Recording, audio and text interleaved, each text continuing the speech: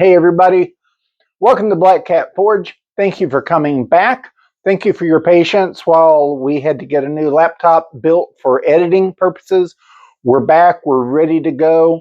While we were waiting, we did make a few changes. First of all, my wife and I worked and we opened up the forge area a little bit more. So it looks a little bit more spacious, which I greatly appreciate her help in getting done for us. The other thing is, if you notice, we now have a new wall, a new background. Again, I want to thank my wife for her design. And I want to thank a buddy of mine who wishes to remain anonymous for the cutout of our logo. So thank you, everybody, for your help on that. I hope everybody does appreciate that. One other thing I want to talk about before we get into this video is we are getting new t-shirts. If you notice here, it's Black Cat Forge and our logo on the back. This is our initial test run. Eventually, we will be putting these online, so you can go online and order one yourself. So that's just something to keep in the back of your mind. What we're going to do today is we're going to pick up where we left off on our video on tapering square stock. When we talked about then you could round it and then you can make a finial. We're going to take all those skills and we're going to make our first project, a drive hook. We'll talk about the drive hook in a second. But just a reminder to everybody, just remember we'll start with our square stock. And then we will forge one end into a sharp taper. We'll forge the other end into a sharp taper as well. But then we're going to round that one. And then on the round end, we're going to make the finial. We're going to put all that together, and then we're going to make a drive hook. Now, drive hook is pretty much the first thing most new blacksmithing students make. The drive hook has been around forever. I don't know the exact origin of it. Some people say it originated with sailors buying it so they could drive this into a beam on the ship, hang their bag, keep the rats out. I don't know if that's true or not, but it's a cool story. The nice thing about the drive hook is you can just take it, hammer it into a piece of wood, and it will stay in there because it's just like, this is just like a nail. So what we're going to do, this one is what I made with 1/4-inch steel. If you're going to do 1/4-inch steel, you're going to stay with 7 inches of 1/4-inch. For camera purposes, I'm going to be using 5/16 steel. So I added another inch. So this is 8 inches of 5/16 steel that we're going to use to make the hook. We're going to get this going. Hey, so we're going to go to the forge here in just a moment. Before we do, I just want to ask everybody if they'll please click like and subscribe. It just helps this channel grow. It keeps me motivated to make more content for you. And if you have any comments or anything, please add them in. I'm more than happy to answer any questions you might have. So thanks, and let's get to forging. Okay, so while the steel is heating up in the forge, I just want to talk about a couple of real quick things to kind of clarify some points before we get started. Also, some things that you're going to need for this project. If you remember my Blacksmith 101, I kind of talked about some of these tools. One thing that's going to really be handy is having a wooden mallet or a rawhide mallet.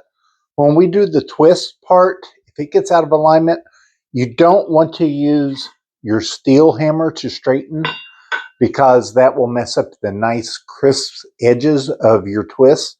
So just a cheap wooden mallet you can get off Amazon or a rawhide mallet, that will help get it into true and not mess up your twist.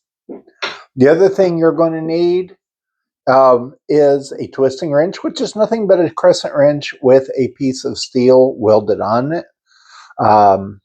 If you don't have the ability to weld or a friend that can weld, you can just use just a crescent wrench. Just take your time as you do your twist.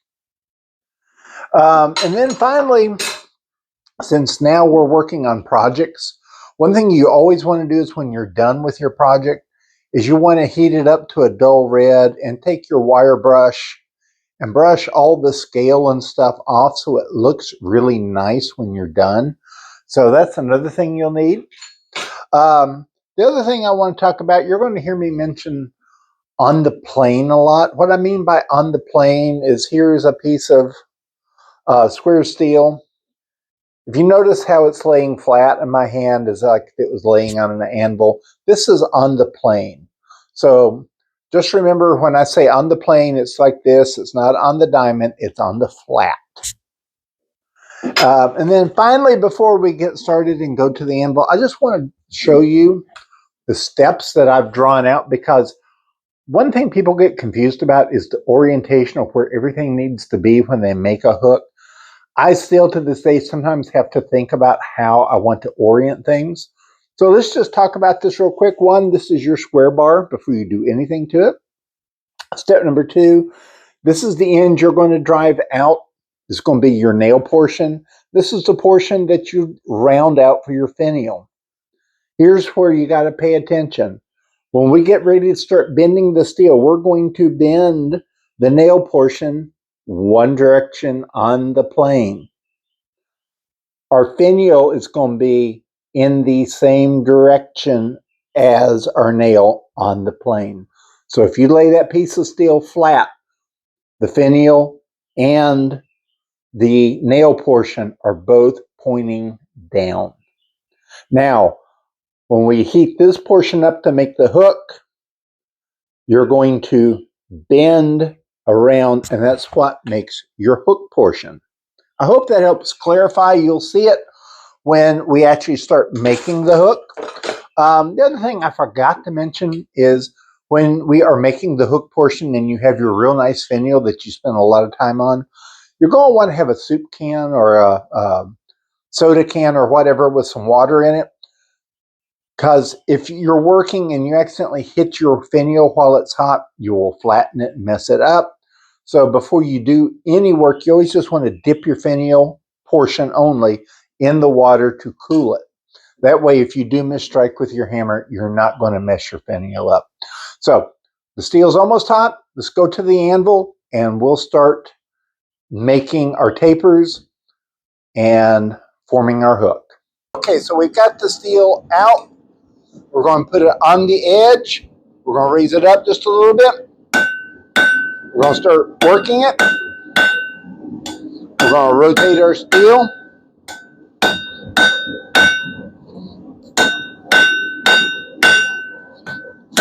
And if your steel starts looking like it's a little of alignment, don't worry about that for right now. We'll fix that in a moment.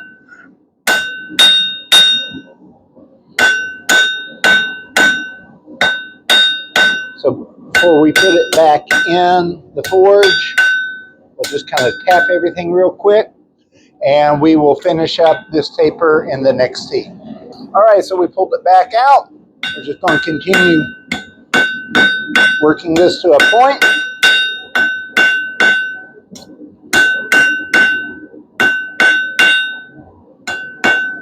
Remember, we want to make sure that for this one, we do make it to a sharp enough point, because this will be like a nail head. So when you drive it in, you want to make sure that it will go into the wood.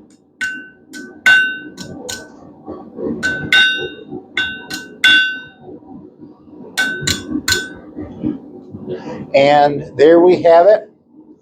That is the hook end, or not the hook end, I'm sorry. This is what you're going to drive into the wood. So what we're going to do now is we're going to flip this over, and we're now going to draw this out to a point and then round it. Okay, so now we're back at the anvil. This is the edge we're going to make our finial. Just like with the other edge, I'm going to raise it up. Now I'm going to start working it on all sides.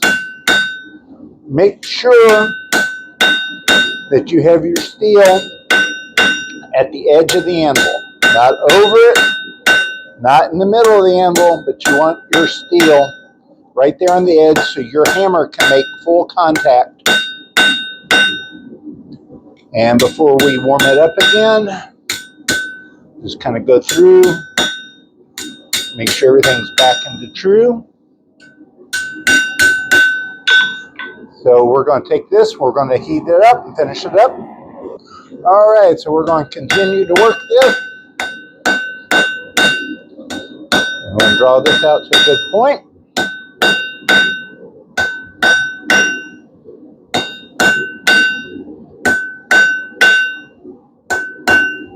Okay, now we're going to round this. So remember, we're going to put it on the diamonds, and we're going to start tapping it. And then we're just going to start rolling it. And we're going to put it back in, and we're going to do it another couple more times. So now we got it hot again. We're just going to continue rolling this. Oh, we just give it taps. And one thing to always remember is as you do this, when your steel here is hot and this part is cold, as you're working this, it's like a tube of toothpaste. That steel has nowhere to go but that direction. So as you work it, it will grow longer, and that's what we want. We want to draw this out to a really, really long point so we can make a nice, graceful finial. So we're going to do one more heat and see if we can't get it. Oh, we just give it taps.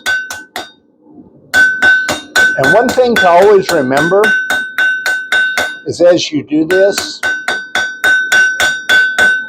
when your steel here is hot and this part is cold, as you're working this, it's like a tube of toothpaste. That steel has nowhere to go but that direction.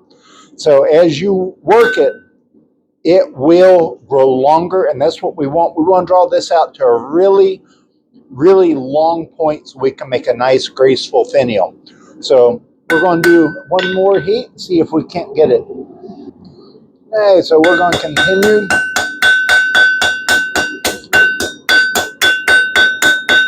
Rounding and drawing this out.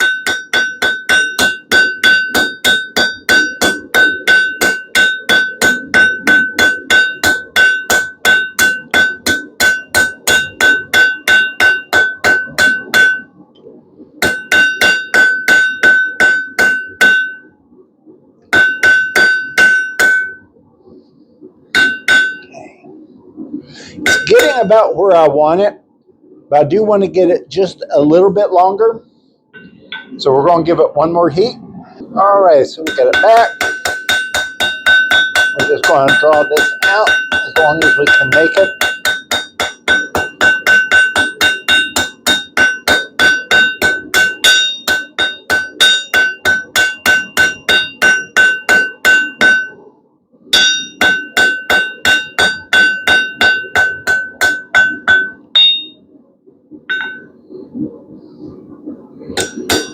Okay, so there we have what we got drawn out.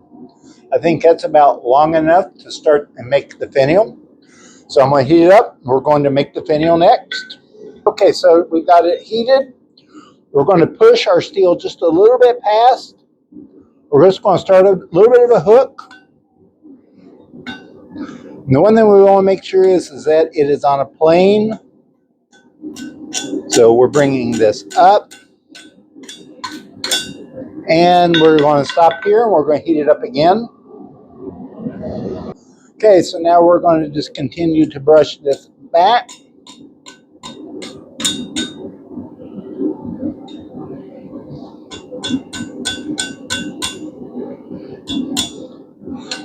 And the key to making a really nice finial is not getting in a hurry. Matter of fact, we're going to take one more heat. So we're just going to do a little bit more work. And right there, that is our finial. So now, when we do the hook or the drive nail portion, we're going to make sure that our finial is oriented down, and we're going to knock our hook down. So that is our next step. Okay, so now we're going to bend the nail portion over. We're going to make sure that our finial is pointing down. And we're going to now just start bending this over the side.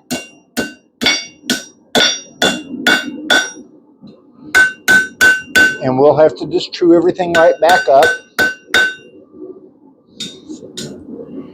Okay. Because if you look right now, it's fairly in true, but I need to heat it up and do just a little bit of work to put everything back into plane. So we're going to do that. Okay, come back to the anvil. So now all I got to do is just get this back in alignment with my hook. And it's just making sure it's hot. Just taking my needle nose pliers, just giving it a little bit of a twist. And now everything is in alignment. We're now ready to actually start making the hook portion of this project. Okay, so I've heated up my steel, and right now I want to quench just the finial to protect it. I'm going to put this over the anvil in the right orientation on the horn, and I'm just going to start working it. And we have the start of our hook. So we're going to put it back in and finish it up. So we're back. We're going to quench our finial again. We're going to put it back over the horn. And now we can just start tapping it back.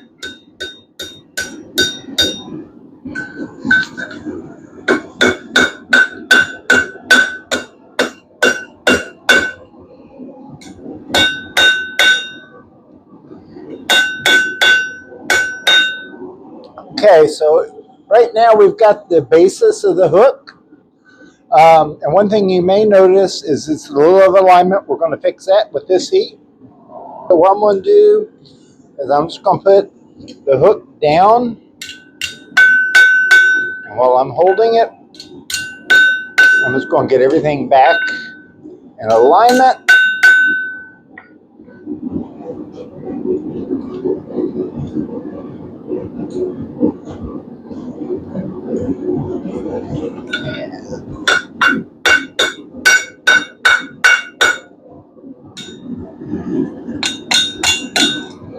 And right there is our hook. So just some things I like to do before I get ready to twist is I will go ahead and put my hook in the vise, and I will get my wrench and get it just about where it needs to be. I'm going to set my wrench right over here, and I'm just going to barely open my vise. The reason why I do that is when I put this in and I let it get completely hot, as soon as I pull this out and lock this into the vise, this vise, which is colder, is going to naturally start pulling the heat out of my steel. Now, it's not something that's going to happen within mere seconds, but you do have a limited amount of time to make your twist. Another thing is as I make my twist with my wrench, as I'm twisting, I'm going to be kind of lifting up as I twist. The reason I do that is that keeps the twist from bending left to right. And if it does bend left to right, one way or the other, we will fix that. So I'm going to put this back in. We're going to get it hot. And then we're going to go make our twist. Okay, so we got it out. We're going to put this in. Lock it in real tight. We're going to take our twisting wrench. And we're just going to start. We're going to do one complete twist. And the one thing to remember is when you do your twist, take your time. If you do a real rapid twist, that makes the spirals tight.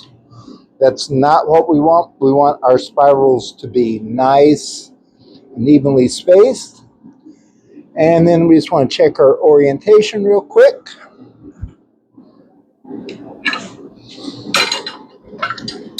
And that doesn't look too bad. As you can see now, we have our nice twist on there. Everything does look nice and tight, But I am just going to go through and heat it up one more time and just show you how to straighten it out if there is a bend somewhere.